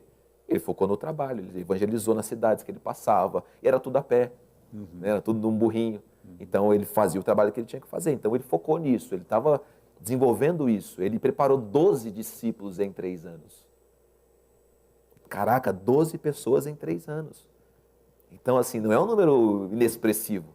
Não, é um número bem expressivo. Você preparar 12 pessoas em 3 anos, capazes de poder fazer o que você fazia e mais. A gente, em 3 anos, sabe o que a gente pensa com relação ao ministério? Sim, 3 anos é consolidação. Nos próximos 3 anos eu vou consolidar o meu ministério. Você não está trabalhando, desculpa. A verdade é essa. Porque se você estiver trabalhando, em 3 anos você não só consolidou o seu ministério, mas como você desenvolveu pessoas para fazer o que você faz, talvez até melhor. Então, assim, Jesus está focado. Está focado no trabalho, está focado na produção. Você acredita que o grande problema, às vezes, de um líder é ele querer fazer essa escala de produção em massa, quando ele deveria fazer como Jesus o fez, artesanal? Ele poderia pegar 500 pessoas, mas ele escolheu 12 para estar com ele. Então, um trabalho artesanal dentro desses 3 anos. Tem pessoas que querem mais usar o púlpito na sua explanação para fazer em massa aquilo que poderia ser feito de uma forma artesanal, que posteriormente vai ter um impacto muito maior. Jesus ensina os 2 processos. Jesus ensina que tem lugar para as massas e tem lugar para o individual. Os encontros mais impactantes de Jesus são no individual. Isso eu posso te garantir. Todas as vezes que Jesus encontra com alguém individualmente, você pode encontrar na palavra de Deus. Tem uma projeção, uma transformação, uma coisa assim tremenda. E nas massas? Nas massas ele era o cara, né? Era o cara que curava, ele era o cara que fazia ministrações poderosas, era o cara que encantava, era o cara que conseguia arrebatar pessoas. Acredito que todo esse trabalho das massas era para atrair para o pessoal.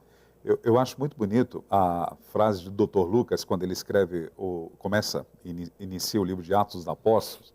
Se a Ângela puder colocar, por gentileza, Atos, capítulo 1, versículo 1, acho que é o 1 e o 2, Atos, capítulo 1, que ele vai falar para Teófilo. Sim. Aí ele fala uma frase que eu acho linda dentro dessa questão de trabalho, produção e meta que Jesus fazia. Ele não só ensinava, mas fazia.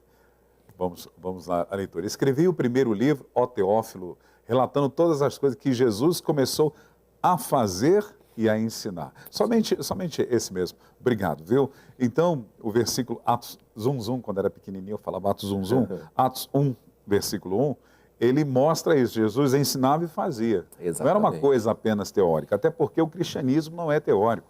Eu não posso perdoar de teoria, eu não posso amar de teoria. Exatamente. É tudo prático. Né? O próprio Evangelho de João, acho que é o capítulo 5 também, que diz que eu só faço as coisas que vi meu pai fazer. Então, assim, é o exemplo prático, né, cara? É isso que muda. Você pode, Wander, eu posso chegar para você e falar assim, Wander, você precisa ler mais. Eu posso observar isso, você pode estar até certo. Posso ver que você não está lendo o suficiente de Bíblia, de livro, de complemento. Posso observar isso. Não estou dizendo que tá? É só um exemplo, tá, gente? Você pode lá. É só um exemplo. Posso olhar e falar, Wander, eu acho que você precisa ler mais. Ler mais livros, você está lendo pouco livro sem expressão, está lendo pouco e tal, lendo pouco a Bíblia. Posso falar isso? Aí você pode pensar assim, mas espera aí, eu vejo o Ricardo, ele também não está lendo. A minha fala é enfraquecida pela falta da minha prática. Sim, sim. E o que a gente estudou essa semana toda, o pastor Joel pregou nos 2 cultos, é o que Jesus disse em Mateus capítulo 7. Aquele que ouve as minhas palavras e as pratica. Tem que praticar. Agora, se o líder não pratica aquilo que ele ensina, cara, É verdade. vez após vez ele vai estar falando e as pessoas vão estar olhando e vão estar falando, pô, isso que você está falando é certo, mas você não faz, meu amigo. Se você não faz e você é líder, então, pô, que dirá eu? Que dirá eu? Verdade. Então, assim, pô, se o cara que está liderando manda eu estudar e ele não estuda, e ele chegou nessa posição, ele alcançou essa posição, só vou esperar. Vou fazer uma merrequinha aqui. Então, assim, enfraquece a sua fala. E Jesus não. Jesus não. Ele nunca mandou os 72 curar e libertar se ele não tivesse feito antes. Verdade. Eles olharam e falaram, cara, esse cara faz. Esse cara que está mandando faz. Ah, oramos, vamos orar. Pô, você não consegue orar nem 1 hora. Você imagina, o cara que não ora 1 hora falando, você não consegue orar nem 1 hora. Pô, você também não. Então, assim, perde, a fala perde toda a sua tônica, porque ela não tem. E aí, você como líder, você pode dar um monte de desculpa, né? Ah, é que eu tenho 4 filhos, é que eu tenho a vida corrida, é que eu tenho... Não, tudo isso é desculpa, no final das contas. É que você não faz, mas para o líder falar é muito fácil, mas para executar você tem que se esforçar para isso. O quinto estilo de liderança de Jesus, Jesus dava ênfase aos recursos humanos. Jesus sabia que o homem treinado, motivado e capacitado teria condições de realizar a tarefa a contento. Durante 3 anos, o Senhor treinou os seus apóstolos, motivou-os, capacitou-os para o serviço cristão. Então, o senhor já falou sobre isso? Sim. A importância de treinar, tem que estar junto, a importância de motivar, a importância de capacitar. O treino é tudo. O treino é tudo. Você treina quem, Wander? Essa é a pergunta que eu faço. Quem que a gente treina? Os discípulos? Pessoas. Pessoas. Então, as pessoas são tudo. As pessoas são tudo. Se não tem uma pessoa, não tem um líder.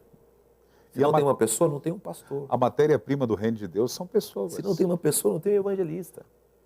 Se não tem pessoas, você pode ter tudo, você pode ter essa câmera, você pode ter tudo, mas se não tem uma pessoa, é isso que eu fico pasmo, assim, nas lideranças diversas, né? Elas têm as pessoas. E aí falta o que para elas? Falta fazer exatamente o que Jesus fazia. Você já tem as pessoas, então treina, então motiva, então capacita, então abençoa. Por quê? Porque não vai acabar em você, cara. A gente tem que entender isso. Não acaba na gente. Somos a gente um meio está para aqui atingir um hoje. objetivo. Pô, mas eu tenho amigos que estavam comigo mês passado, hoje não estão mais. Por quê? Porque faleceram.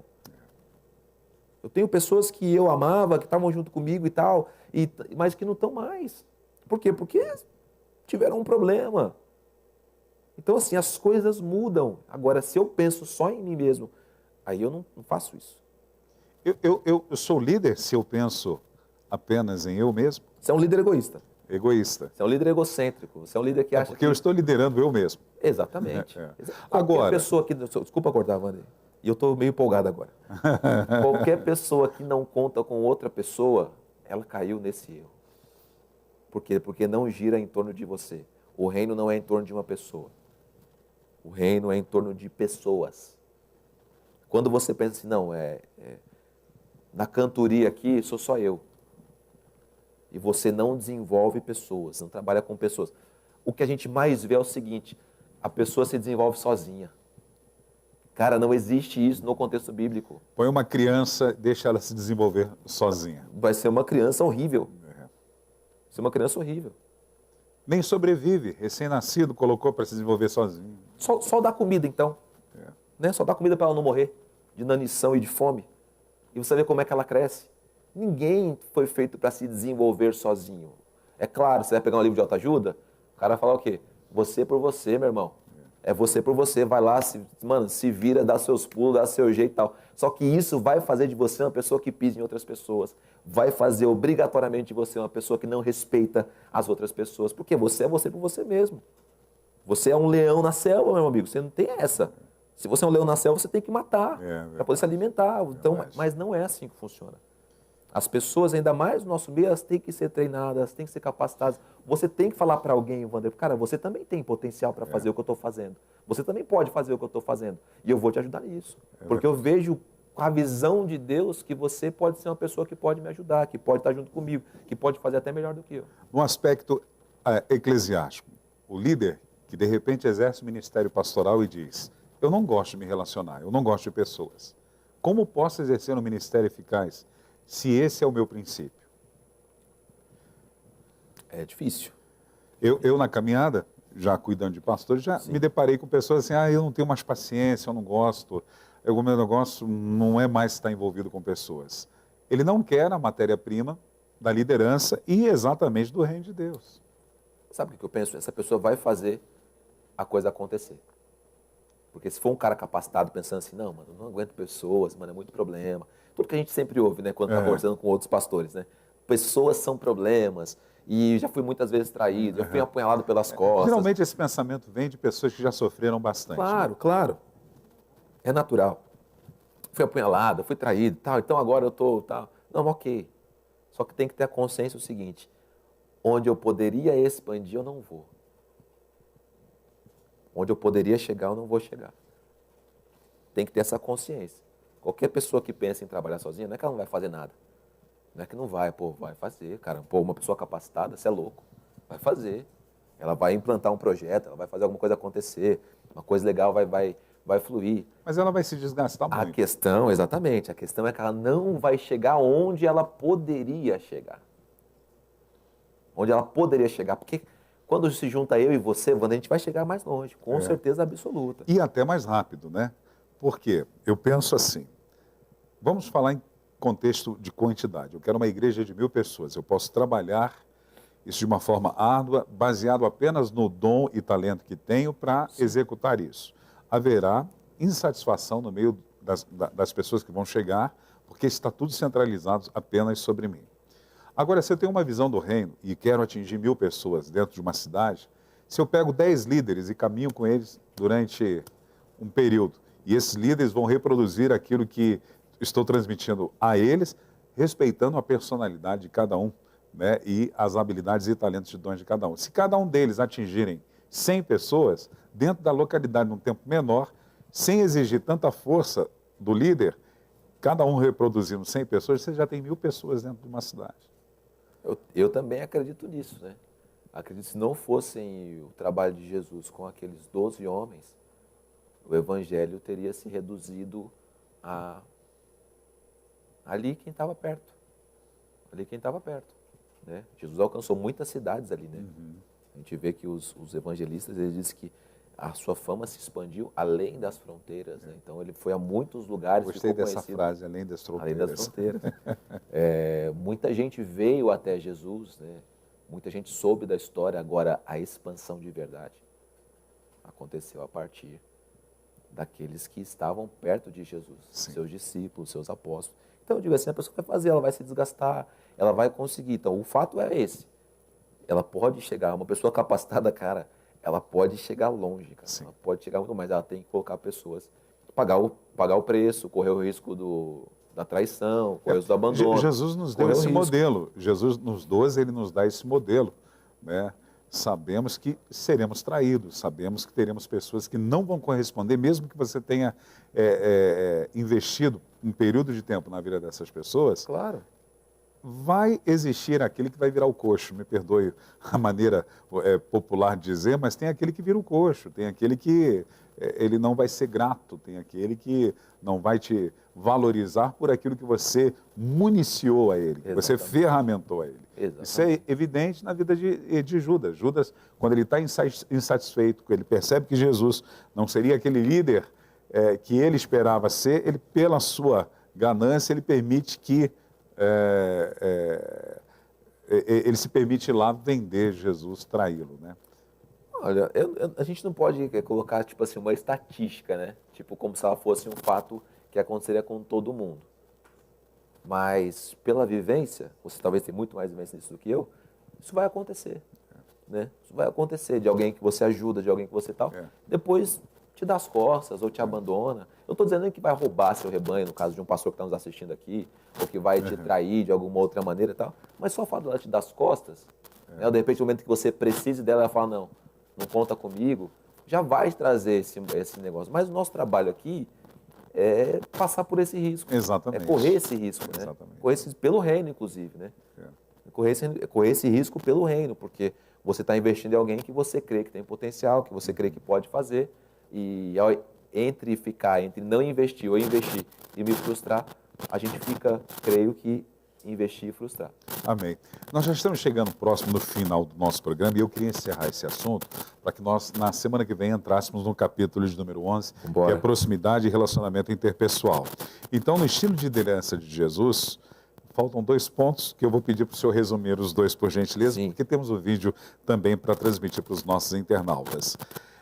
O estilo de liderança de Jesus, o 6 seria Jesus organizava o seu trabalho organizado. Sim. E o último, Jesus planejava as suas atividades. Qual a importância disso? Eu lembro que nós já falamos isso em programas anteriores, mas a organização e o planejamento. Total, né? Total. Você vê que no ministério de Jesus, ele meio que sabia, né? Qual a trajetória que ele faria, ele sabia a hora certa de ir para Jerusalém, ele sabia a hora certa de estar no templo, ele sabia a hora certa que as coisas iam acontecer. Creio que não é nada por acaso, né? Creio que ele fez as coisas com uma maneira ordenada, planejada, organizada.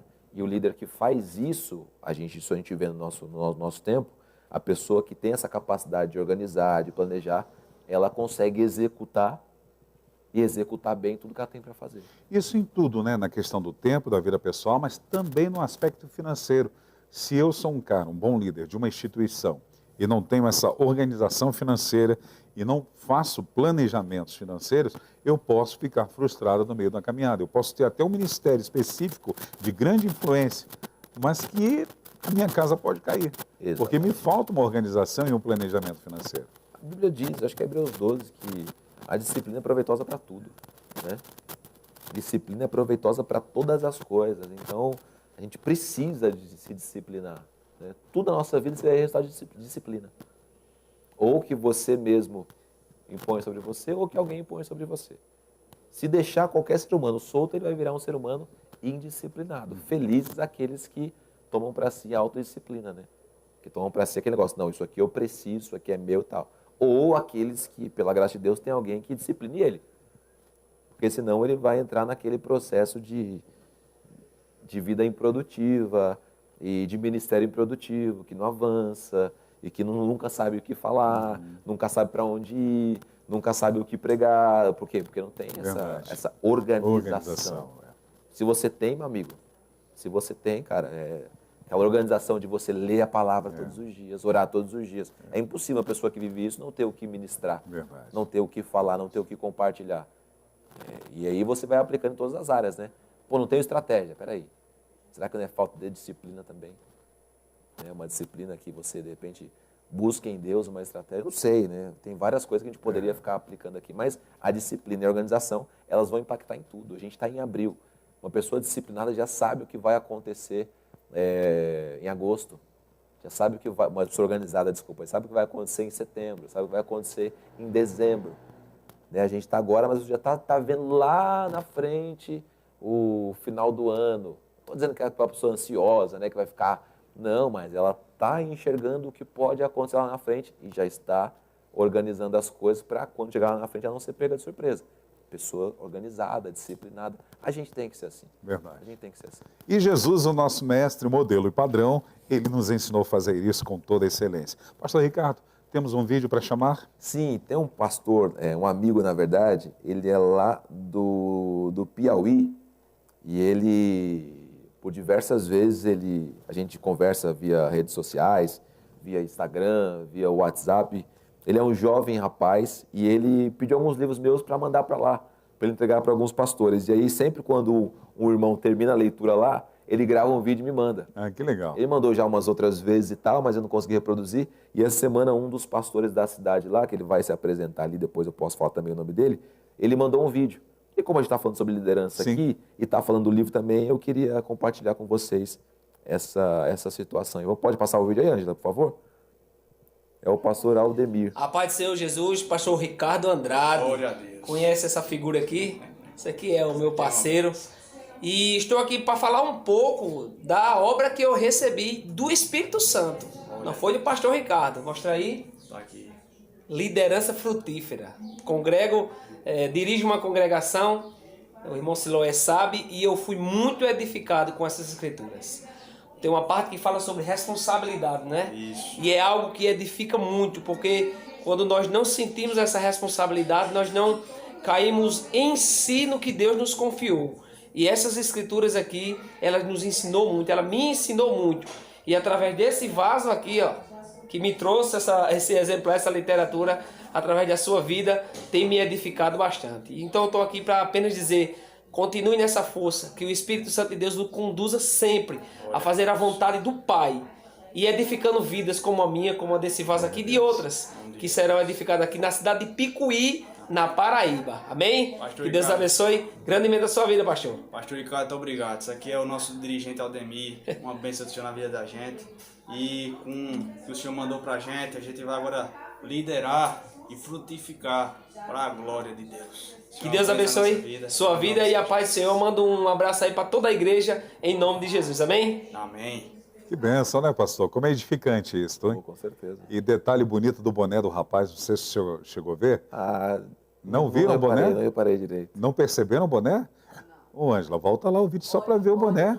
Só o Exatamente. boné do rapaz, coisa linda. Mas que bacana, quando Deus te chama para fazer algo e você percebe que essa é uma ferramenta de Deus para edificar a vida dos outros. Exatamente. Os nossos dons servem exatamente, nosso não, dele que nos fornece, exatamente para isso, para edificar o corpo de Cristo. Com certeza. E você reparou como a gente está sempre falando sobre responsabilidade. Sim. Né? O que sempre toca na vida das pessoas é isso.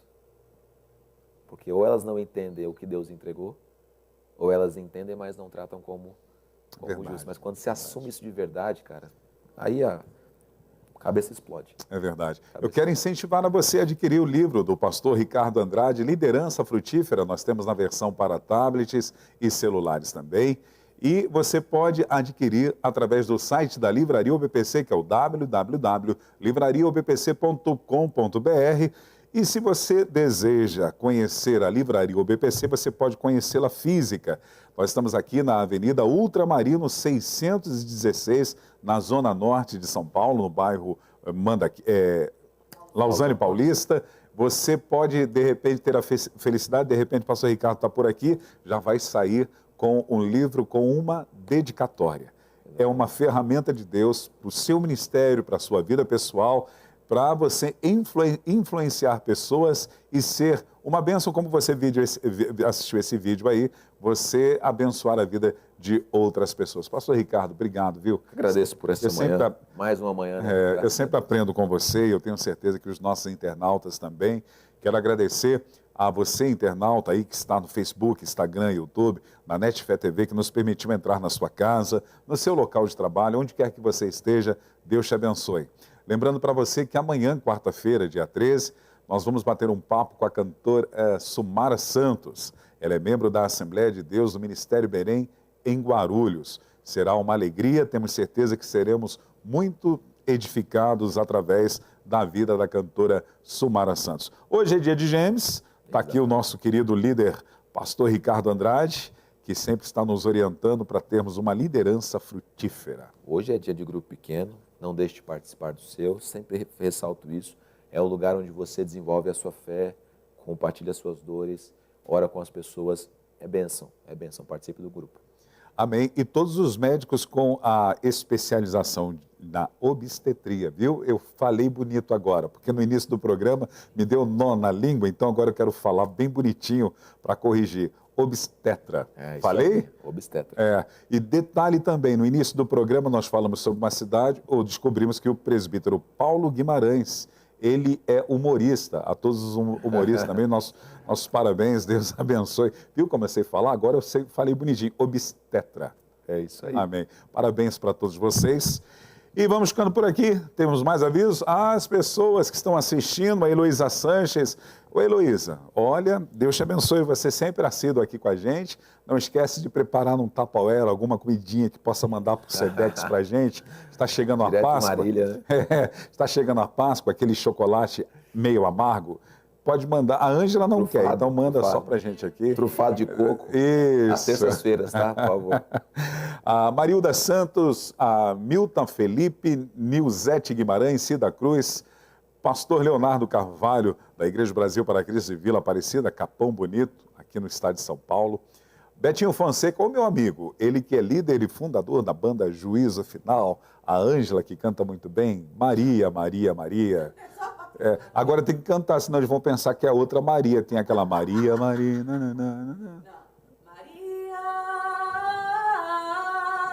Meu Deus. Arrepiou. Meu Deus. E o resto? Só fica na Maria? O vocal só diz assim. Então tá bom. O resto é rap. Betinho, um abraço, querido. E também para todos os componentes do Juízo Final. A Igreja Brasil para Cristo, Jardim Palmeiras, sempre com a gente também, aqui de Guarulhos. Luciana Mascarenhas, Tânia Teles de Oliveira, Vilma Esther dos Santos, Roberto Júnior, Luzia Silva, Elisandra Flor. Quem mais? Muito mais pessoas ainda também. Muito obrigado. Deus abençoe. Às 15 horas hoje nós temos o quê, dona Ângela Voltier? Manda Aqui Solidário com o pastor Carlos Gomes também, edificando a sua vida e contando tantas coisas boas através desse ministério preciosíssimo. Vamos ficando por aqui, meu amigo pastor Ricardo Andrade. Até a próxima terça, se Deus assim permitir. Equipe da Manhã Manda Aqui, muito obrigado. 11 horas e 36 minutos. Que Deus proporcione a você uma ótima terça-feira. A paz do Senhor.